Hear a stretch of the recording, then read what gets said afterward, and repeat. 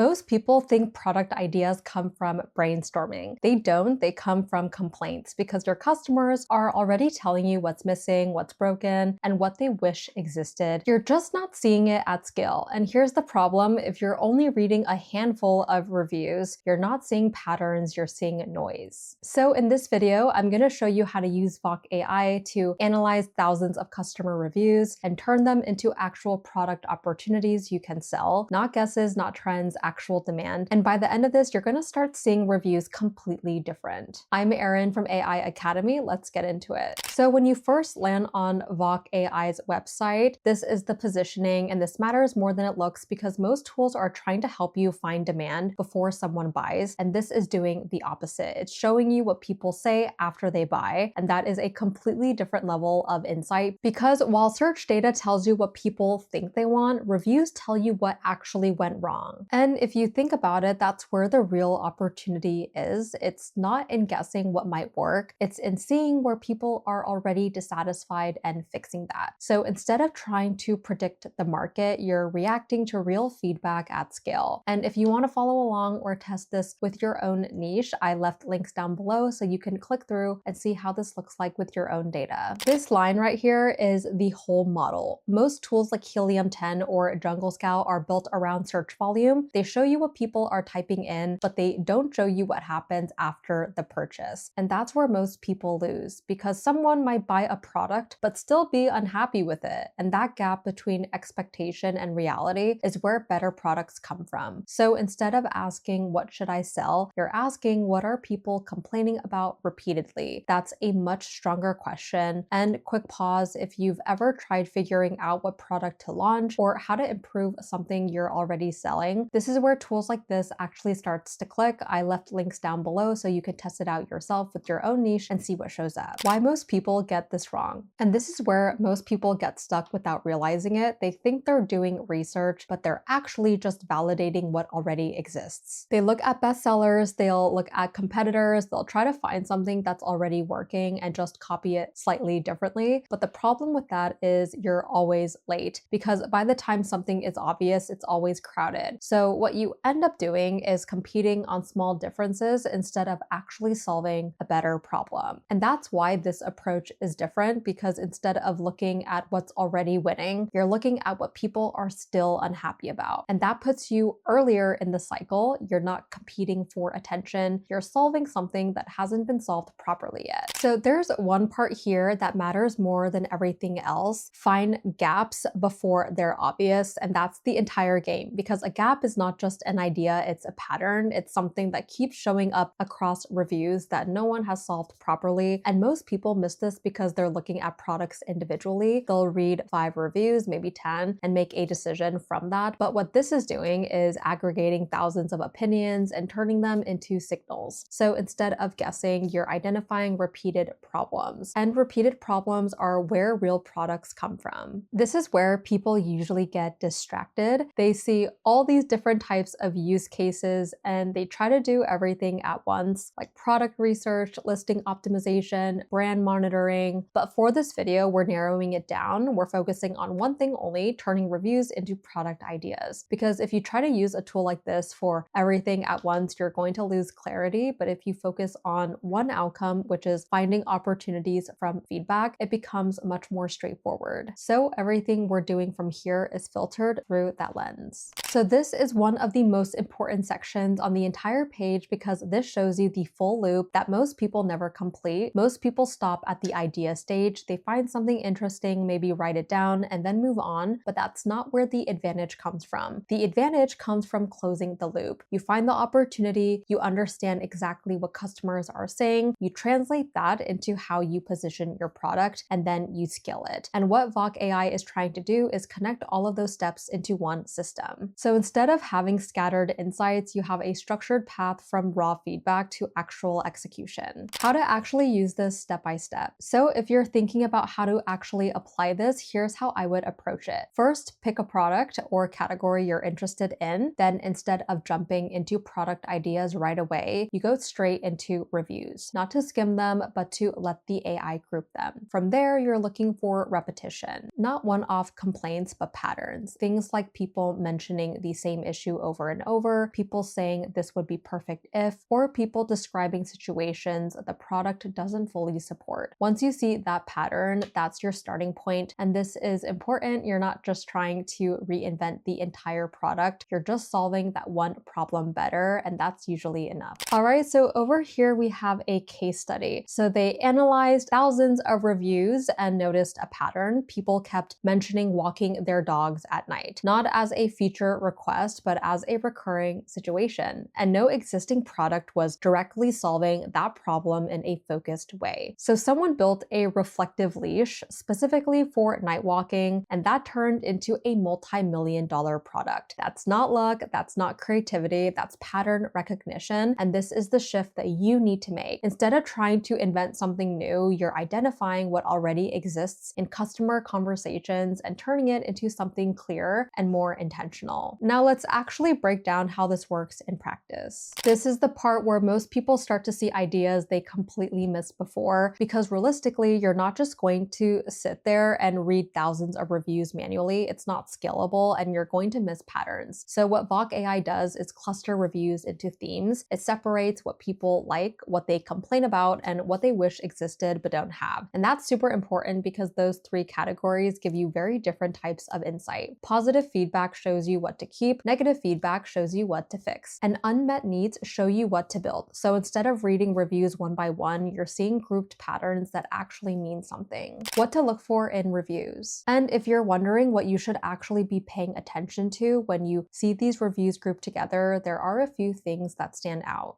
You want to look for emotional language. When someone is slightly annoyed, it's not that interesting. But when someone is clearly frustrated or disappointed or say something like, "This almost worked," that's where the opportunity is, because that means the demand already exists. It just hasn't been fulfilled properly. You also want to look for edge cases, situations where the product works for most people but fails for a specific use. That's where niche products come from, and those are usually easier to win in. Here for AI Insight, instead of just showing you raw data, it translates it into a clear takeaway. You'll see something like a percentage of people mentioning a specific issue, and then a direct insight explaining what that means. And this is where most people start to realize what they've been missing. Because when you see that a large percentage of customers are complaining about the same thing, it stops being random, it becomes an opportunity. And this is the difference between casually reading reviews and actually using them to make decisions. So once you see something like 23% of people mention the issue, the question becomes, what do you actually do with that? And this is where people either move forward or get stuck, because the goal isn't to overthink it, it's to translate it. If people are saying something breaks too easily, you build durability into your version. If people are saying it doesn't work in a certain situation, you design specifically for that situation. If people are saying they wish something was included, you include it. You're not guessing, you're responding to what people are already telling you, and that's why this works so well. Once you identify a pattern, the next step is execution, and this is where a lot of people still get stuck, because even if you find a good idea, if you don't position it correctly, it won't convert. So instead of writing your product description based on what you think sounds good, you're using the exact language customers are already using. The same phrases, same complaints, the same expectations, and that alignment is what makes a product feel like it fits the market immediately. If you want to try this out yourself, I left the link below so you can plug in your own niche or product and see what patterns come up. That's honestly where this becomes real. What most people miss. And one thing I want to point out, because this is where most people still miss it, is they'll see these insights, but they won't act on them. They'll think it's interesting, maybe take a note and then move on. But the value isn't in seeing the pattern, it's in actually building around it, because even small changes can make a big difference. If you solve one clear frustration better than everyone else, your product doesn't have to be completely different. It just has to feel like the better option. And that's what this really comes down to. You're not trying to create something brand new. You're making something that fits the customer better than what already exists. So if you zoom out, the biggest shift here is how you think about product ideas. Most people think they need to be creative, but in reality, you just need to be observant, because the information is already there. It's already in your reviews, your competitors' reviews, your category. You're just not seeing it clearly. And once you start looking at feedback this way, you stop guessing, you stop chasing those trends, and you start building things that people are already asking for. So if you've ever struggled with figuring out what product to to launch or how to actually improve something you're already selling, this is the shift. Stop guessing, start reading patterns, because the best product ideas are already sitting in your reviews. You just need a way to see them clearly, and that's exactly what we walk through in this video on how to turn customer reviews into new product variations using VOC.AI. If this helped you start thinking differently about product ideas and demand, make sure to like and subscribe and check the links down below. I am Erin from AI Academy. Thank you guys so much for watching, and I'll see you in my next video.